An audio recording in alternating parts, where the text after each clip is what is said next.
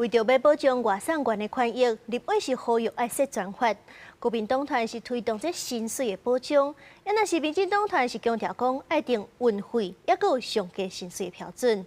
专讲外送产业工会嘛赞成，希望会当赶紧通过专法。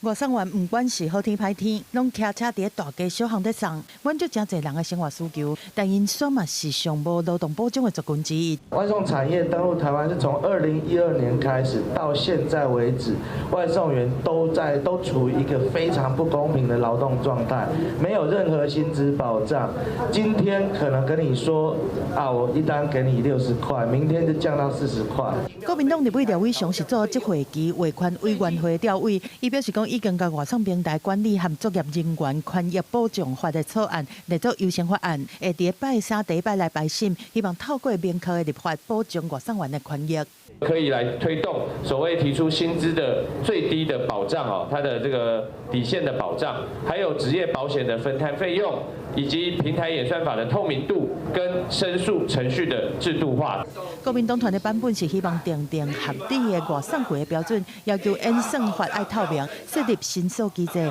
而且把商家、消费者和平台之间的权力分配合理化。民进党团的版本是有10个项目，包括平台袂当凊彩终止契约，一再保费是平台负担，确保外送员的离线权，平台袂当不利对台等等。订定运费跟最低工资的标准，来双重保障外送员的基本报酬。不会让外送员每次拿到报酬的时候，就像要开惊喜包一样。虽然目前伫6都有相关驻地条例，但是全国外送产业工会认为讲，现有的状况是中央地方无共调，造成地方有可能真歹做。希望各界会当正视讨论真侪档的专法和外送员的权益。记者综合报道。